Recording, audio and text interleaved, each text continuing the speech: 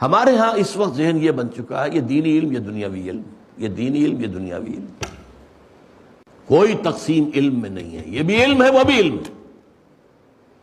اگرچہ حالات کے اعتبار سے اہمیت کے اندر فرق واقع ہو جائے گا، یہ میں بعد میں عرض کروں گا۔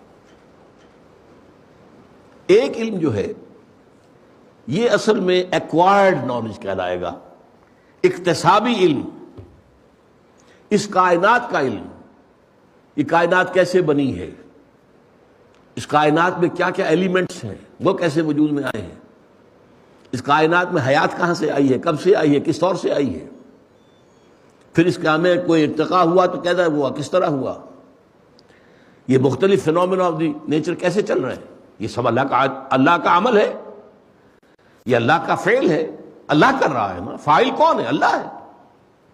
اس کا مطالعہ کرنا یہ کوئی غیر اسلامی فعل نہیں ہو سکتا، یہ ہمارے دماغوں میں بات بٹھا دی گئی ہے اور غلطی سے، خاص طور پر انگریز کے یہاں آنے کے بعد سے یہ غلطی بڑھتی چلی گئی، بڑھتی چلی گئی، بڑھتی چلی گئی۔ اس کا ایک خاص سبب ہے، انگریز کے زمانے میں ایک طرف تو انہوں نے ہمیں فتح کیا، ہم مفتوح تھے، تھکے ہارے تھے، ہمارا مورال بہت ڈاؤن تھا، پھر ان کی ایک تہذیب آ گئی، ان کا علم آ گیا، ان کی سائنس آ گئی، اور سائنس بھی جو نیوٹن کے دور کی سائنس تھی۔ یہ جو سیلاب آیا تو علماء کو یہ خیال ہو گیا یہ سیلاب میں مسلمان بہہ جائیں گے، اور اس کا نتیجہ بھی سامنے آ گیا۔ سر سید احمد خان نے جو تفسیر لکھی 15 پارے کی، وہ دھجیاں پہ کھیل دی اسلامی عقائد کی۔ فرشتہ کسی بلا کا نام نہیں ہے، یہ سب فورسز آف دی نیچر ہیں، ان کا نام ہے، کوئی علیحدہ مشخص وجود نہیں ہے، جنات کوئی علیحدہ مخلوق نہیں ہے، یہ صرف استعارتن کہہ دیا گیا ہے کہ وہ آگ سے بنائے گئے۔ یہ مشتعل مزاج قسم کے لوگ ہوتے ہیں، جیسے ہم کہتے ہیں فلاں شخص جو ہے غصے میں آگ بگولا ہو گیا، بھئی وہ آگ بگولا تو نہیں ہو جاتا، غصے کو ہم نے تعبیر کیا وغیرہ وغیرہ، سارے جو معجزات ہیں ان کا انکار۔ اسی لیے ان کو کہا گیا نیچری، یہ جو نیچر ہے یہ سب اس کے فینومینا ہے، ان میں کوئی شے جو ہے بریک آف نیچر نہیں ہے۔ معجزہ کہتے ہیں اس کو، خرق عادت، جو نیچرل قوانین ہیں ان کے اندر کہیں توڑ دیتا ہے اللہ اور کوئی خاص شے ظاہر کرتا ہے۔ آگ کی فطرت ہے جلائے، حضرت ابراہیم کو نہیں جلایا، اللہ کا اختیار تھا، آگ اللہ کے حکم سے باغی تو نہیں ہو سکتی۔ پانی کی فطرت ہے کہ وہ اپنی سطح برقرار رکھتا ہے، حضرت موسیٰ کا جو عصا ہے اللہ کے حکم سے پڑا ہے، سمندر پھٹ گیا، سمندر اللہ کے حکم کے خلاف تو نہیں جا سکتا۔ تو قوانین طبیعہ، یہ جو نیچریت جب ہمارے ہاں آئی ہے تو ایک تحفظ کے طور پر یہ کیا گیا، پڑھو ہی مت، نہ انگریزی پڑھو، نہ سائنس پڑھو، نہ یہ پڑھو، نہ وہ پڑھو، جسے آپ کہیں گے ترک موالات، نو کوآپریشن، نان کوآپریشن۔ اس کی وجہ سے پھر انہوں نے تعلیم کیا کیا، قال اللہ قال رسول، قال اللہ قال رسول، اپنے گھروں دے بنا لیے، بس اللہ اس رسول کا نام لے رہے ہیں۔ یہ ایک دفاعی تجویز تھی مسلمانوں کے کچھ اسلام ایمان کو بچانے کے لیے، اگر نہ ہوتا، یہ بہت اہم بات بتا رہا ہوں آپ کو کہ اس کا بہت بڑا رول ہے، ورنہ یہ آپ کی مسجدیں نہ ہوتی، آباد نہ ہوتی، یہاں جو لوگ بیٹھے رہے درویش 5-5 روپے ماہانہ کی تنخواہ پر وہ اللہ کا نام لیتے رہے، اذانیں دیتے رہے، نمازیں پڑھاتے رہے، جمعے پڑھاتے رہے۔ یہ سارا کام جو ہوا یہ ایک خاص وقت کی ضرورت کے تحت تھا۔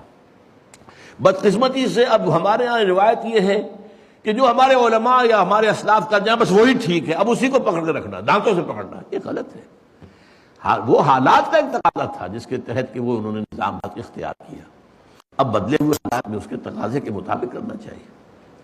بہرحال جان لیجئے کہ ایک علم ہے جو انسان حاصل کرتا ہے، اکتسابی علم ہے، یہ پورا کا پورا علم اصل میں آدم کو دے دیا گیا تھا، علم آدم الاسماء کلھا،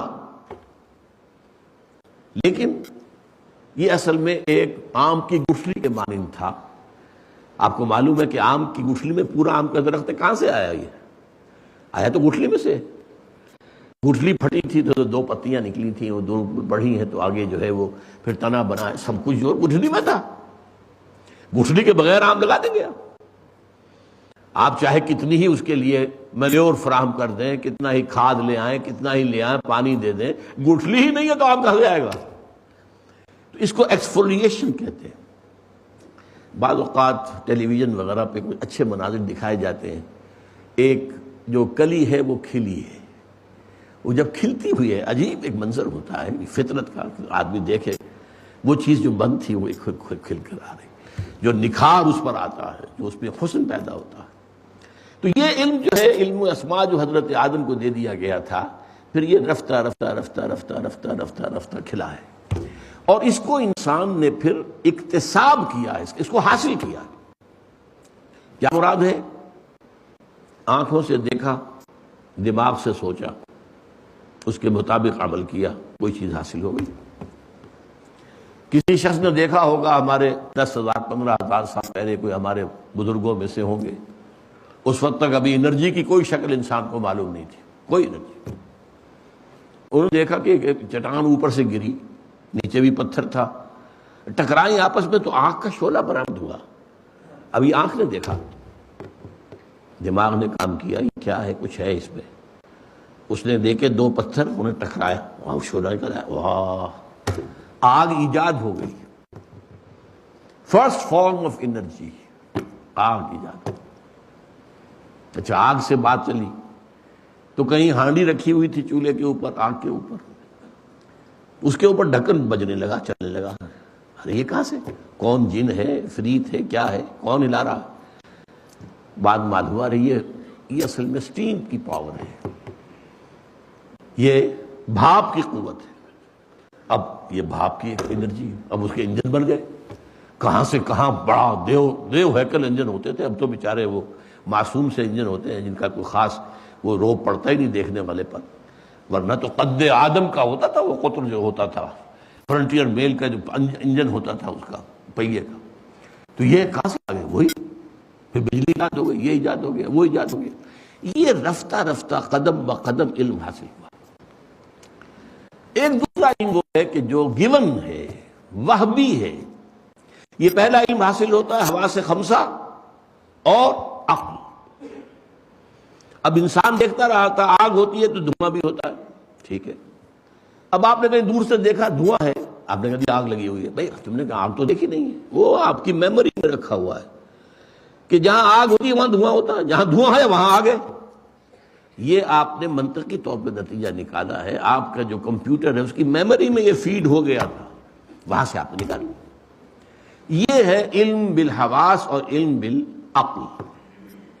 دوسرا علم ہے علم بالقلب یا علم بالروح. یہ گیون علم ہے، وہبی علم ہے، یہ اللہ کی طرف سے دیا جاتا ہے.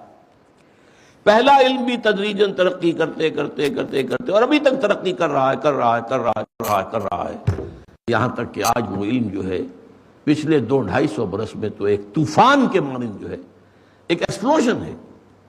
جیسے کہتے ہیں بگ بینگ، اس سے کائنات شروع ہوئی. یہ علم کا بگ بینگ ہے جو ہوا ہے. ٹیکنالوجی کہاں سے کہاں پہنچ گئی ہے، انسان کہاں سے کہاں پہنچ گیا ہے. عروج آدم خاکی سے انجم سہل جاتے ہیں کہ یہ ٹوٹا ہوا تارا مہ کامل نہ بن جائے.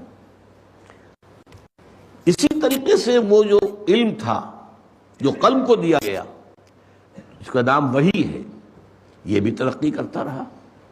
جیسے جیسے انسان کے ذہن نے ترقی کی، انسان کی عمرانی جو ہے ارتقا ہوا، ایسے ایسے اللہ تعالیٰ کی طرف سے وحی بھی آتی ہے. فَإِمَّا يَأْتِيَنَّكُم مِّنِّي هُدًى فَمَن تَبِعَ هُدَايَ فَلَا خَوْفٌ عَلَيْهِمْ وَلَا هُمْ يَحْزَنُونَ. یہ 2 علم ہیں جو انسان کے پاس ہیں. دونوں علم مذہبی ہیں، دونوں دینی ہیں، دونوں اسلامی ہیں. یہ کائنات کسی اور کی بنائی ہوئی نہیں ہے، کسی شیطان کی بنائی ہوئی تو نہیں ہے، اللہ کی بنائی ہوئی ہے. ایجاد و ابداع عالم، خلق، تدبیر، یہ سب کون کر رہا ہے؟ یدبر الامر من السماء الى الارض ثم يعرج الیہ فی یوم کان مقدارہ الف سنۃ مما تعدون. کون ہے یہ اللہ ہے. یہ اللہ کا فعل ہے، اس کا مطالعہ کرنا، اس کو سمجھنا، اس میں جو قوانین مخفی ہیں ان کو اجاگر کرنا، ان میں جو سوئی ہوئی قوتیں ہیں انہیں بیدار کرنا، سوئی ہوئی قوتیں، اور اس کے اندر اس کو پھر کام میں لانا. تسخیر کائنات، تمہارے لیے آسمان اور زمین جو کچھ اس میں ہے وہ مسخر کر دیا گیا ہے. انسان کا یہ علم جس طرح بڑھ رہا ہے، ابھی کہاں تک جائے گا آپ اندازہ نہیں کر سکتے. میں اس کے بارے میں ابھی عرض کروں گا کہ جب یہ انتہا کو پہنچے گا تو اسی کا نام ہے فتنہ دجال، اس لیے کہ یہ پورا جو فزیکل فینومینا اور پورے فزیکل نالج ہے اس پوری کائنات کا، وہ انسان کے ہاتھ میں آ جائے گا پورا کا پورا۔ پھر دجال جو چاہے گا کرے گا، وہ کسی بنجر زمین سے گزرے گا اور کہے گا نکالو اپنے خزانے، اور لہلاتی کھیتیاں نکل آئیں گی۔ اس کی سواری وہ ہوگی جس کا ایک قدم مدینے میں تو دوسرا بیت المقدس میں ہوگا۔ اس کے لیے یہ جو فورسز آف دی نیچر ہے مسخر ہو جائیں گی، جو اللہ نے انسان کے لیے پوٹینشلی مسخر کی ہوئی ہیں، لیکن تدریجاً وہ ان کی دریافت کرتا جا رہا ہے، تدریجاً ایک ایک کر کے قدم بقدم۔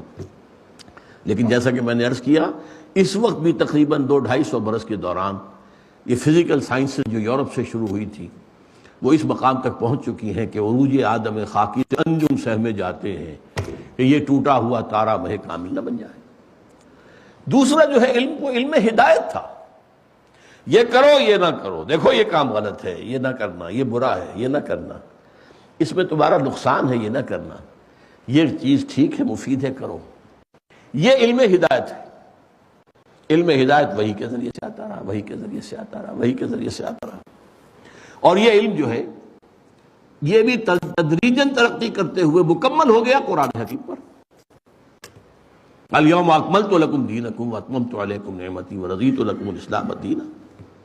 اس کا نام وحی ہے، یہ روح کے ذریعے سے اور قلب کے ذریعے سے، چونکہ قلب جو ہے مسکن ہے روح کا، اس سے انسان کو وصول ہوتی ہے، یہ خود حاصل نہیں کرتا۔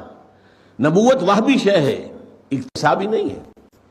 ہاں ولایت ہے، آپ اکتسابی کر سکتے ہیں، نیکی میں خیر میں بڑھتے چلے جائیں، بڑھتے چلے جائیں، بڑھتے چلے جائیں، اللہ کے دوست بن جائیں۔ وہ مقام بھی آ سکتا ہے ایک حدیث کی روح سے کہ اللہ آپ کا ہاتھ بن جائے جس سے آپ پکڑیں، اللہ آپ کا پاؤں بن جائے جس سے آپ چلیں، اللہ آپ کی آنکھیں بن جائے جس سے آپ دیکھیں۔ ہو سکتا ممکن ہے، حدیث نبوی ہے، حدیث صحیح ہے، بخاری کی روایت۔ لیکن یہ ہے کہ کیا کرنا ہے کیا نہیں کرنا ہے، کیا صحیح ہے کیا، اس کا علم جو ہے وہ وحی سے ملے۔ یہ وحی جو ہے دو قسم کی ہے، وہ بھی علم ہے یہ، ایک محفوظ وحی جس میں نہ کوئی شیطان یا شیطانیت کی کوئی آمیزش ہو سکتی ہے، نہ نفسانیت کی۔ یہ محفوظ وحی انبیاء کو آتی رہی ہے، صرف انبیاء اور رسول بس، سب۔ ایک ہے غیر محفوظ، یہ ہر انسان کو ہو سکتی ہے، حیوان کو ہو سکتی ہے، جیسے کہ قرآن میں آتا اللہ نے شہد کی مکھی کو وحی کی ہے، اس کے اندر جو جبلی چیزیں اللہ نے رکھ دی ہیں وہ اللہ کی طرف سے وحی ہے۔ حضرت موسیٰ کی والدہ جو ہے وہ کوئی نبی تو نہیں تھی، وحی ان کو کی، اللہ نے وحی کی، تو وحی ہوتی ہے۔ حواریین کے بارے میں کہا گیا ہم نے وحی کی ان کو کہ ہمارے نبی حضرت عیسیٰ علیہ السلام کا ساتھ دو، تو وحی کسی کو بھی ہو سکتی ہے۔ یہ وحی جو ہے اس کو ہم کہتے ہیں وحی خفی۔